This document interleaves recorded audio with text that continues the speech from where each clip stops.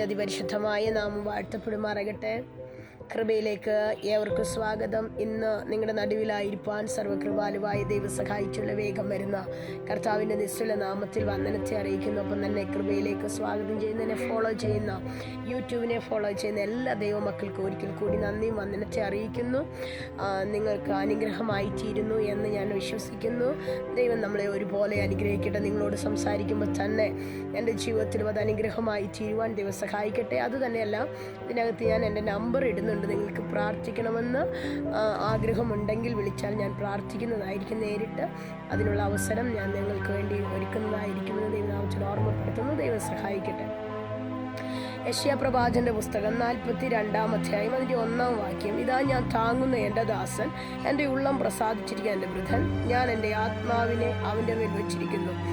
നമുക്കറിയാം, ഈ ഒരു തിരുവചനം യെശയ്യാ പ്രവാചകന്റെ പുസ്തകം, ഏറ്റവും വലിയ പ്രവാചകനായ യെശയ്യാവ് 42-ാം അധ്യായത്തിനകത്ത് പറയുന്നു.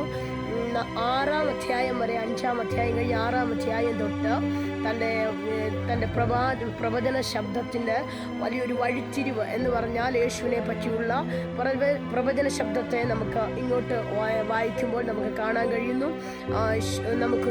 നമുക്കൊരു ശിശു ജനിച്ചിരിക്കുന്നു, ആദിവത്തിന് അവൻ്റെ തോളിലിരിക്കുന്നു എന്ന് പറഞ്ഞ് അതേ മറിയിൽ അത് ഉത്പാദിതമാകുമെന്ന്, അല്ലെങ്കിൽ ഒരു കന്യക പ്രസവിക്കും, കന്യകയിൽ പരിശുദ്ധാത്മാവ് നിഴലിടുമെന്നൊക്കെ പറഞ്ഞ പ്രവചന ശബ്ദത്തിൻ്റെ നിവൃത്തി നമുക്ക് ഇങ്ങോട്ട് കാണാൻ കഴിയുന്നു. എന്നാൽ ഇവിടെ നമുക്ക് കാണുന്നു, എൻ്റെ ഉള്ളം പ്രസാദിച്ചിരിക്കുന്ന എൻ്റെ വൃദ്ധൻ എന്ന് പറഞ്ഞാൽ ഞാൻ താങ്ങുന്ന എൻ്റെ ദാസൻ. അപ്പോൾ ദൈവത്തിൻ്റെ ആത്മാവ് പറയുകയാ, ദൈവത്തിൻ്റെ കരം നമ്മളെ താങ്ങുന്നു.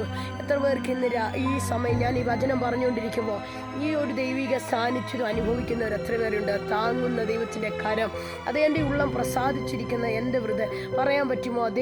ദൈവം നമ്മളെ പ്രസാദിക്കുന്നു, അല്ലെ ദൈവത്തിൻ്റെ ഹൃദയത്തിൽ നമ്മൾ എത്തുന്നു എന്ന് നമുക്ക് പറയാൻ പറ്റുമോ?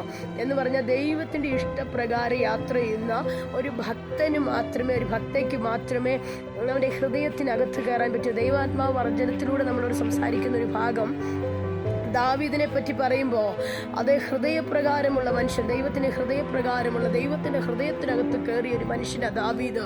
എന്ന് പറഞ്ഞാൽ ദൈവം ദാവീദിനെ അങ്ങനെ സ്നേഹിച്ചു എന്ന് നമുക്ക് അവിടെ കാണാൻ കഴിയുന്നു.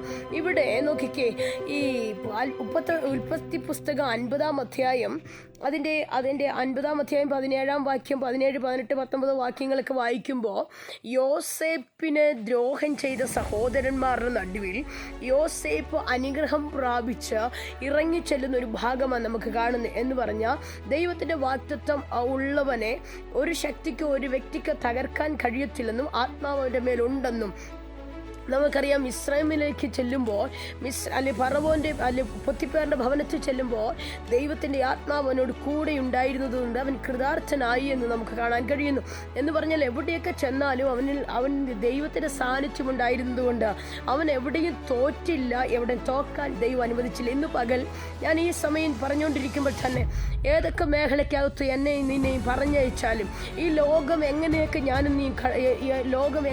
എന്നെയും നിന്നെയും പറഞ്ഞയച്ചാലും ഒരു കാര്യം ഉറപ്പ് പറയുന്നു, ദൈവത്തിൻ്റെ ആത്മാവ് നമ്മുടെ മേലുണ്ടെങ്കിൽ നമുക്ക് തകർച്ചയുണ്ടാകത്തില്ല, പരാജയമുണ്ടാകത്തില്ല, ജയം മാത്രമാണ് ഉണ്ടാകുന്നതെന്ന് നമുക്ക് കാണാൻ കഴിയുന്നു. ഇവിടെ എടുത്തു പറയുന്ന ഒരു ഭാഗം, നിങ്ങൾ എൻ്റെ നേരെ ദോഷം വിചാരിച്ചു, ദൈവം ഇന്നുള്ളതുപോലെ ജനത്തിന് ജീവരക്ഷ വരുത്തേണ്ടതിന് അത് ഗുണമായി തീർന്നു. എന്ന് പറഞ്ഞാൽ ദൈവത്തിൻ്റെ തിരുവചനം പറയുന്നു, നിങ്ങൾ എനിക്ക് പ്രതികൂലമാണ് ചെയ്തത്, നിങ്ങൾ എനിക്ക് കഷ്ടതയാണ് വച്ചത്.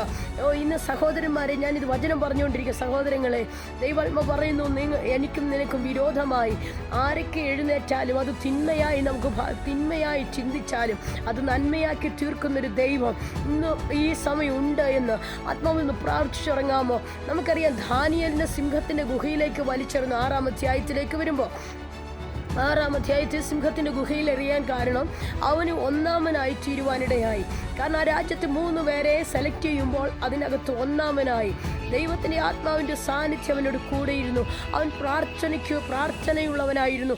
എന്ന് പറഞ്ഞാൽ 3 വട്ടം പ്രാർത്ഥിക്കുന്ന ഒരു ദാനിയേൽ നമുക്ക് കാണുന്നു.